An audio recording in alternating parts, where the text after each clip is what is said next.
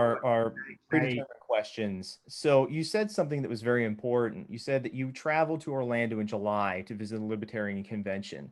I live in Orlando. I didn't know that the convention was even going on. So talking about politics, if the United States prospers most from competition, then why do most media outlets only focus on the politics of two parties, Matt? because that's all that we know. Our grandparents, the baby boomer generation, the traditionalist generation, that's all they have really had, and that's all that have been in politics for all of time. That being said, I do think that us as millennials and Gen Z and future generations have an opportunity to start to change that. So yes, it is a competition. There are Democrats, there are Republicans, but at the end of the day, I think the more that we see, you have three people on here. If you didn't know that I was Republican, you would probably say, "Oh, he's an obvious Democrat." But we haven't talked about a lot of issues. We've only talked about the pandemic. So at the end of the day, I think it's very important that we definitely talk about the fact that newer, younger generations will be the change to that. And How it do is absolutely Angela, how did these younger generations how are these younger generations going to discover the Libertarian Party if the media only focuses on two? I actually do a lot of outreach with high schools and junior highs. So Okay. I get invited to speak at classes and I never turn one down. I talk every single moment. The Libertarian Party has actually been working on youth engagement too. So I think that as our party at the national level and at the state level and county level gets into better shape, you will see more young people who are aware of it. And I think also young people are very disenfranchised by the same obnoxious fighting that they've seen from the two major parties. And even though that's not pinned on every single Democrat and Republican, it's an optics thing. That's how it looks to young people when they turn on the news and they look on their phone and they're like, ugh.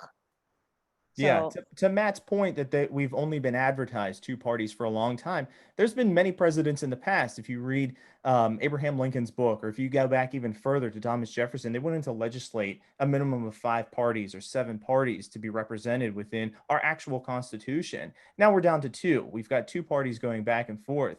Matt, does that help anybody? it doesn't help anybody. At the end of the day, it comes down to fiscal politics and social politics. And as long as parties will be extreme, and they will continue to be, Donald Trump and Joe Biden is fairly moderate, but you look at Kamala Harris, she is fairly extreme on one side. And President Trump, while I would say is probably a Democrat in real life, has ran an agenda and has ran a campaign that and ran a presidency that is primarily far right. So that being said, yes, it helps nobody because until we can agree that funds are allocated in the right way, that social issues are handled in a way where basic human rights are violated, where we don't have a problem of systemic racism and we have a booming economy based on a capitalist structure that works, then it's not going to help anyone because the Nancy Pelosi's of the world and the Mitch McConnell's of the world are never going to agree. And until we Sure. have people that are in our two-party system more moderate and thinking about things in a new, thoughtful, outside of the box way, then doesn't help anybody. To Matt's point, Angela, we've seen right now during this election results more Democrats than ever vote for a libertarian candidate. We looked into some additional information, and we can provide that in the description of this below. The Democrats have flocked to the Libertarian Party, which is a very interesting concept. Why would a Democrat move to the or vote a Libertarian candidate? well, I think there are a couple of really obvious reasons that someone would not vote for Joe Biden if they're on the left. One would be the 94 crime bill that he authored. Another one would be all of the sexual misconduct allegations that he's had and a lot of the videos that circulate about with him, behaving inappropriately towards children. Uh, he also said that he was not going to federally decriminalize marijuana, and that's a huge issue because of the drug war. So I think those are three really good reasons that Democrats would not vote for Joe Biden. Those questions are those points are very great, and they'll lead into our final question here. Our final question is based on politics, and the Black Lives Matter movement was weaved through into the NBA and on full display all summer long while we were all on lockdown. What examples has Black Lives Matter done for the Black community, Angela? Well, they sure did get themselves in the spotlight and on the news. I'm not sure what change has actually been affected positively in the communities. There's been a lot of talk about defunding the police, and some cities have started to do that partially, but I believe they're just instituting other government programs, people who will knock on your doors to check up on you and your kids with less guns. That doesn't sound like an improvement to me for their community. So Matt, I don't think there's much. Matt, tell me about Black Lives Matter and how they're helping the community. Can you go into some details? Yeah, so I think using terminology like defunding the police is very similar to using terminology um, like a lockdown. That's what the media portrays, and that's what a few folks have said. And therefore, people take that and they assume that we're literally going to defund the people that keep us safe every day. On Jocko's podcast, he is an ex-military Marine, and he talks about how the Marines, the Army, they continue to have training upon training upon training upon training upon training before they're even deployed. Then when they're deployed, they come back and they continue to do more training again and again and again. So Black Lives Matter is advocating to defund the police. Whereas if you look at that type of scenario, we have the best fighting force on planet Earth. We have the most well-trained, well-equipped individuals on planet Earth. How is Black Lives Matter message of defunding the police?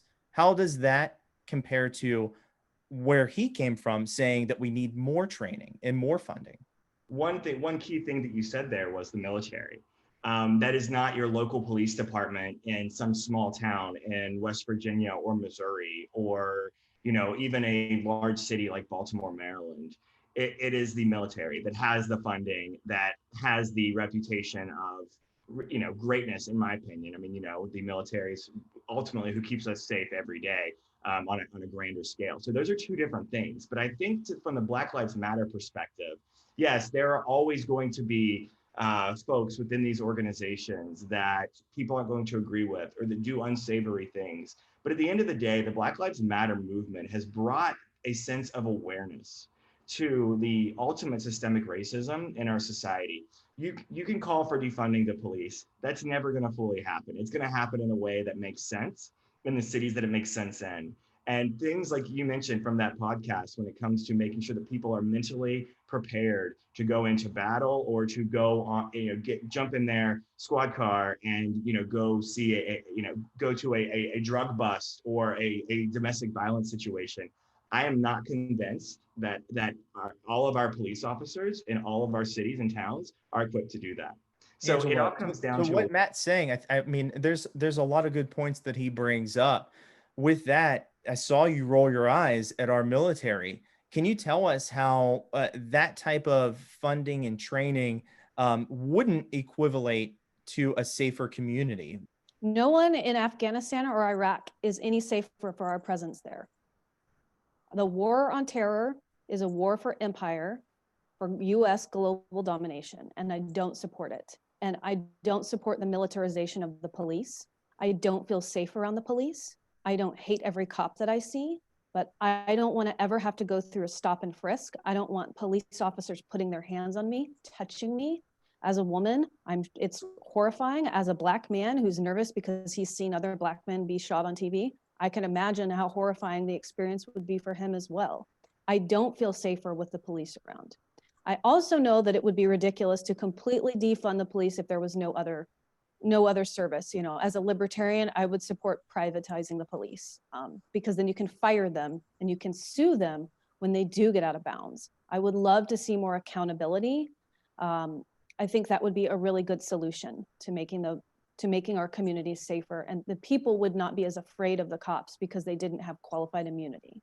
Angela, you are exactly right in your point. And instead of calling it, and I'm not saying, I know you said it, I'm not saying it because you said it, but it's almost police reform versus defunding the police. Yeah. Police reform, it comes down to a lot like, not that we're here to talk about healthcare, but it's healthcare reform, not Obamacare. Yes, Obamacare was a thing, but it's really reforming healthcare. It's the same thing when it comes to the police.